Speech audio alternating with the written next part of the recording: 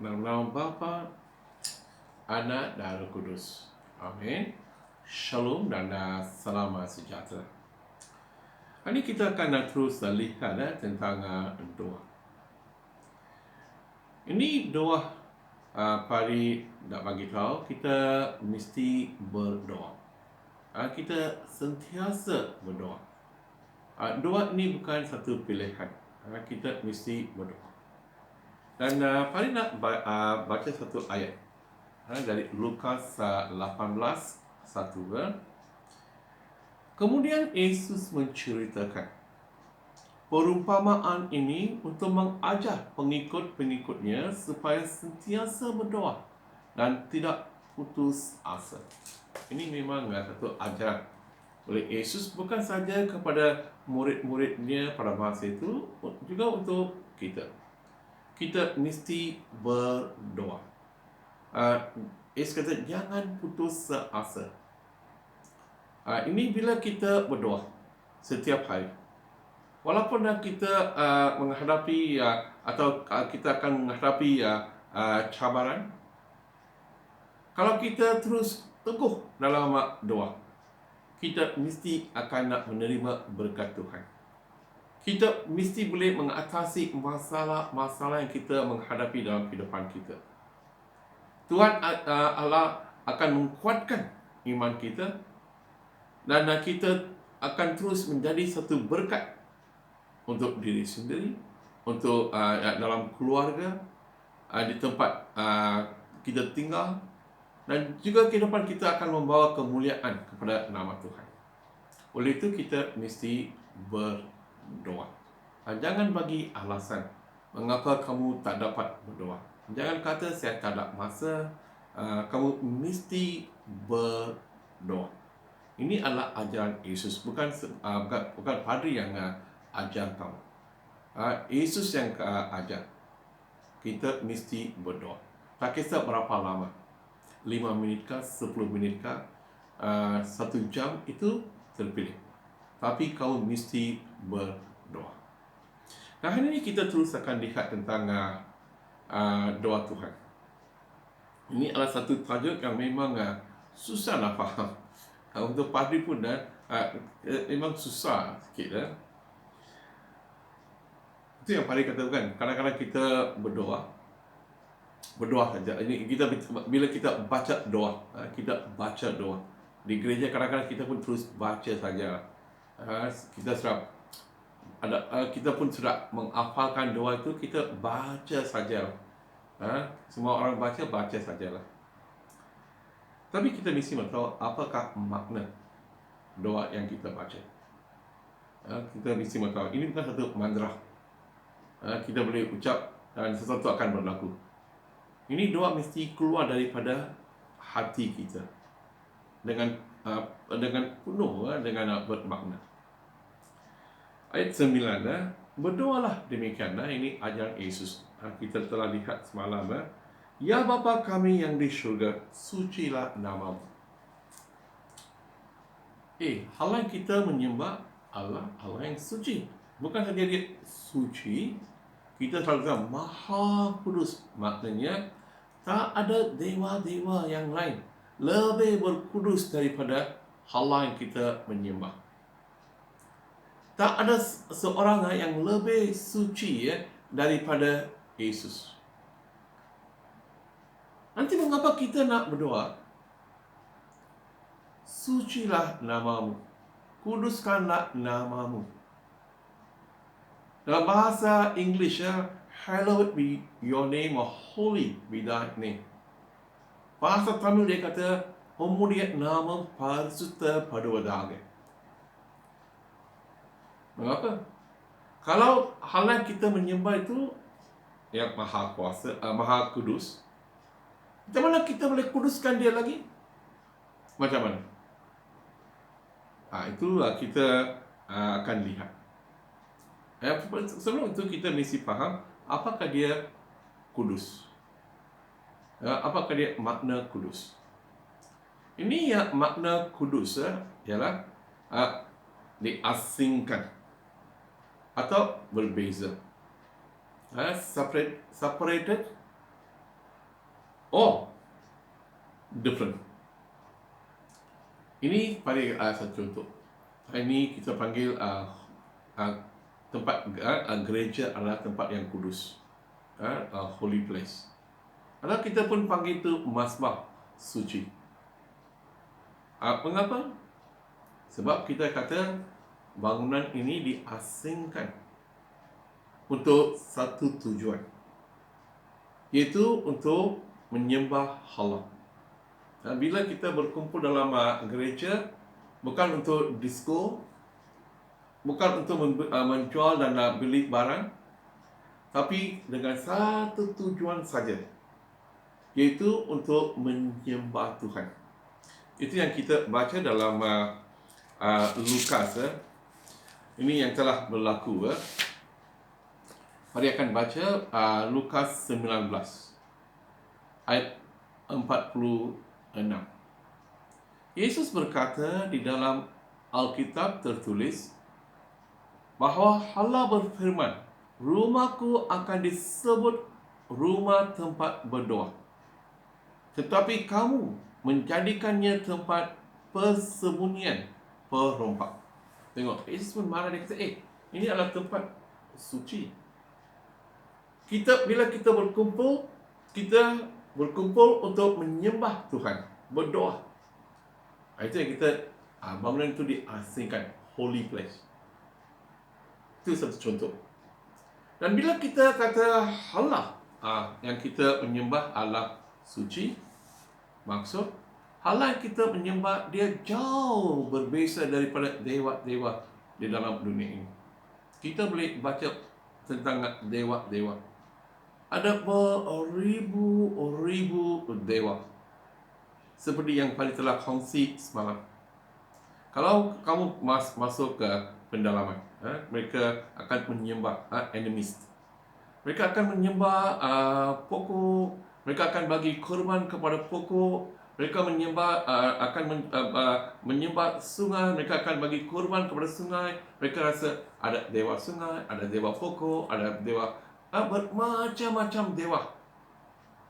Mereka akan bagi korban untuk dewa yang mereka percaya. Tapi Allah yang kita percaya, dia jauh beza daripada semua dewa-dewa. Allah yang kita percaya, dia maha kudus. Dalam kehidupan dia tak ada dosa, tak ada kelemahan. Itu yang kita baca dalam Imamat 19:2. Dia kata, kita akan baca, mari akan baca untuk kamu. Katakanlah kepada seluruh umat orang Israel, hendaklah kamu suci, ya. Kamu mesti asingkan daripada orang-orang yang lain. Maksudnya kamu ini orang berbeza daripada orang-orang yang lain. Kerana aku Tuhan Allahmu suci. Sebab saya bukan macam dewa-dewa yang lain. Saya bukan macam dewa-dewa yang disembah oleh negara-negara yang lain. Aku yang telah memanggil kamu adalah Allah yang suci. Saya jauh berbeza. Faham? Itu makna kudus ialah berbeza, diasingkan. Itu di sini Allah kata, saya jauh berbeza daripada dewa-dewa yang mereka menyembah, patung-patung yang mereka menyembah. Jangan seperti saya, kau pun mesti asingkan diri sendiri. Kau pun mesti berbeza. Kehidupan kau mesti berbeza daripada orang-orang yang lain. Okey? Tapi macam kalau Tuhan dah kudus, mengapa kita doa, kuduskanlah namamu? Dalam bahasa kami yang memang Ummudia namam parisutthapaduvaதாக. Macam mana kita nak kuduskan Allah yang sudah kudus? Dia maha kudus. Tak ada satu dosa pun dalam kehidupan Allah. Tak ada satu kelemahan pun dalam kehidupan dia. Macam mana kita nak kuduskan dia? Ini pendapat Padri dah. Saya pun dah berdoa, Tuhan dah ajar saya Apa itu makna ni? Kuduskanlah namamu. Ini saya percaya. Bukan saja Tuhan kita nak kuduskan Tuhan, kita nak tunjuk kepada orang-orang yang lain, Tuhan yang saya menyembah adalah Maha Kudus melalui kehidupan saya. Itu saja. Kuduskanlah namamu. Tuhan melalui kehidupan saya. Biarlah orang-orang yang saya campur hidup setiap hari. Biarlah mereka semua pun nak tengok Allah yang saya menyembah adalah Allah yang Maha Kudus. Melalui kehidupan saya, melalui cara kehidupan saya. Oleh itu, apa yang saya berdoa ni, kuduskanlah, biarlah kehidupan saya, biarlah kehidupan saya tunjuk kepada orang lain, kamu adalah Allah yang Maha Kudus. Kalau kita nak tunjuk kepada dunia, Allah yang kita percaya adalah Allah yang kudus. Yang satu, kita mesti percaya. Kita mesti percaya dia adalah. We must believe in his existence. Kalau orang tanya, Pak Analah, Padri, kalau saya tak percaya, mengapa saya nak pergi ke gereja? Ini kadang-kadang ini boleh berlaku. Ini boleh berlaku. Kadang-kadang ada yang selalu pergi ke gereja pun dalam hati, mungkin sesuatu yang telah berlaku, dan mereka rasa tak ada halal. Mereka takut nak cakap kepada jemaah yang lain. Saya telah jalan melalui jalan itu, pencobaan itu. Selepas anak saya telah balik ke hadirat Tuhan, ke syurga, setiap hari ada tu pencobaan, macam satu panas dari sini, satu panas dari sini. Kalau halal ada, kamu kata halal ada, kamu kata halal akan melindungi kamu dan keluarga, mengapa anak kamu tak ada lagi? Ini saya pernah, saya ada sebagai padri, saya ada banyak pengalaman di mana mereka akan terus berhenti. Mereka kata, saya tak nak pergi ke gereja. Kalau Allah ada, mengapa saya mengalami masalah macam ini? Mengapa anak saya telah mati dalam kemalangan? Atau mengapa anak saya mati dalam sebab kanser? Ada orang kata, kalau halal ada, mengapa kita menghadapi masalah COVID-19? Mengapa dia tak melindungi manusia? Selepas 204 tsunami, ada orang yang tanya, kalau kamu kata halal ada dan dia sangat mengasihi, mengapa ini berlaku? Tengok baby yang mati.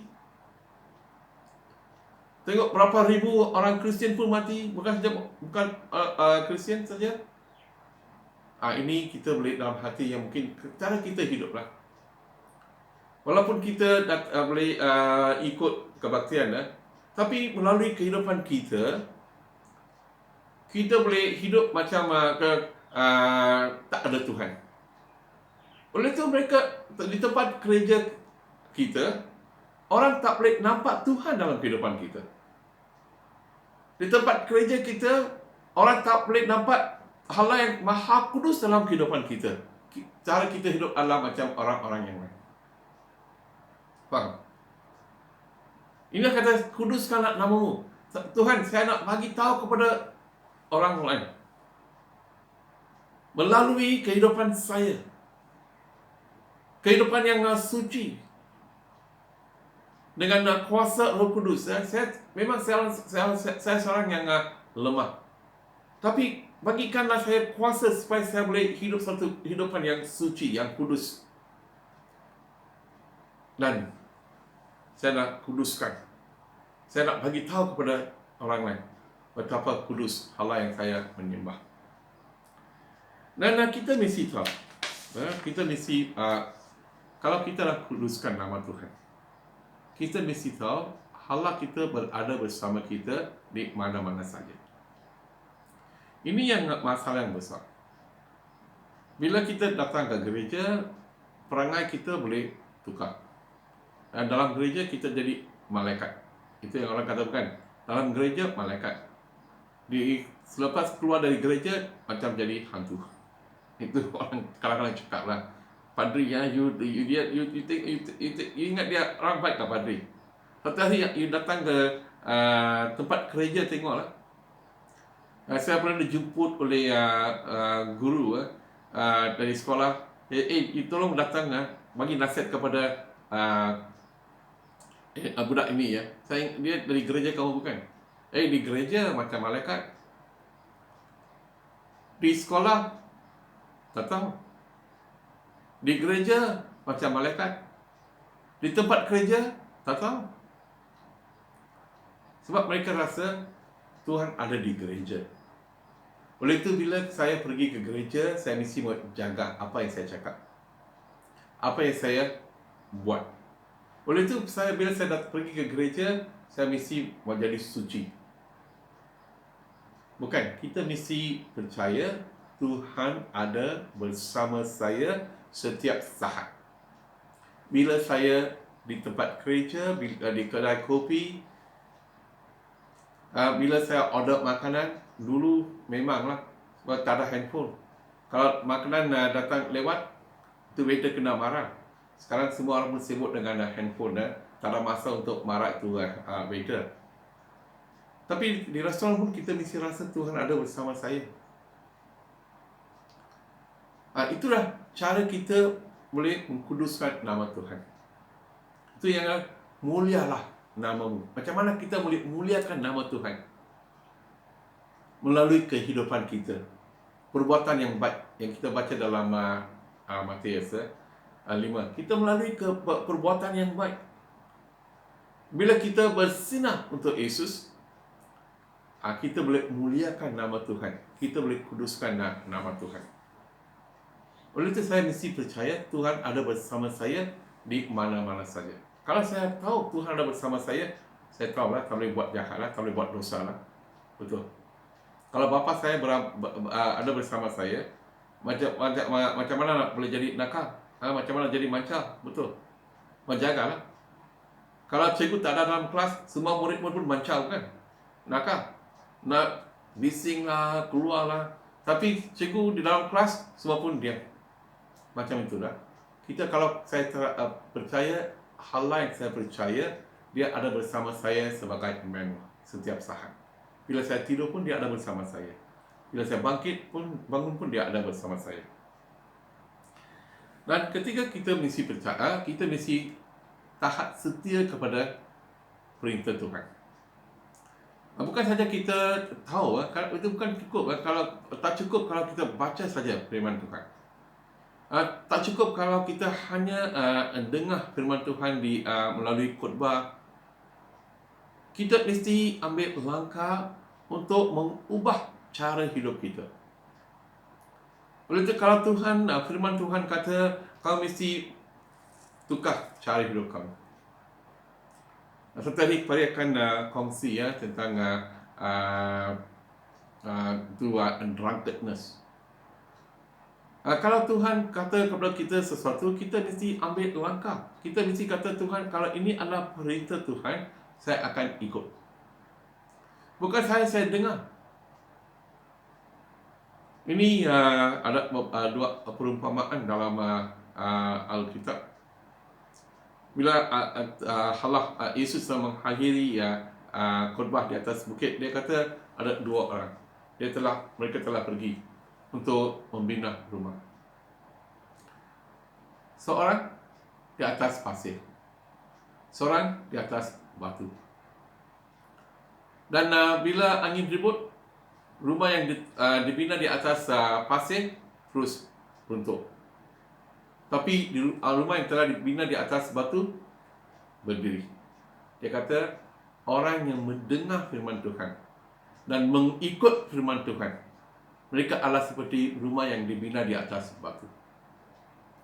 Oleh itu kita mesti mendengar firman Tuhan dan kita mesti obey. Kalau kita mengasihi Tuhan, kita juga akan obey. Kita akan ikut apa yang Tuhan perintah kepada kita. Dan kita akan menghendakkan diri kita ke Tuhan. Ini yang penting. Bila yang pertama, saya mesti percaya Tuhan ada. Bukan saja dengan mulut. Dalam hati saya mesti percaya. Kalau saya percaya Tuhan ada, cara saya hidup mesti akan berubah. Mesti akan berubah. Kadang-kadang kita hidup macam tak ada syurga. Tak ada keesokan. Kita hidup sebab kita ingat inilah kehidupan. Oleh itu kita buat bermacam-macam, kita nak syok diri, kita nak kumpulkan harta. Sebab kita, walaupun di gereja, kita kata Yesus akan datang, Yesus akan menghakimi dunia. Tapi cara kita hidup macam tak ada dunia yang akan datang. Inilah dunia. Oleh itu kita mesti hidup untuk syok diri. Itu yang penting.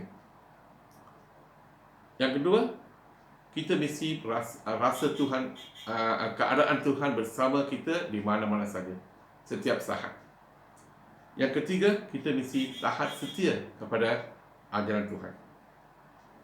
Baru kita boleh kuduskan nama Tuhan melalui kehidupan kita. Biar orang lain tengok betapa kudus Tuhan yang kita percaya adalah Tuhan yang maha kuasa, maha kudus. Biar orang-orang lain nampak dia sebab Tuhan yang kita menyembah kudus. Oleh itu kehidupan saya pun dah kudus. Tuhan memberkati kamu. Inilah pendapat padri ya. Kuduskanlah namamu. Tuhan, biarlah namamu dimuliakan, dikuduskan. Bukan sebab dia bukan kudus, tapi Tuhan, biarlah melalui kehidupan saya, biarlah orang-orang yang lain nampak betapa kudus Tuhan yang maha kudus. Tuhan memberkati kamu. Dalam nama Bapa, Anak dan Roh Kudus. Amin.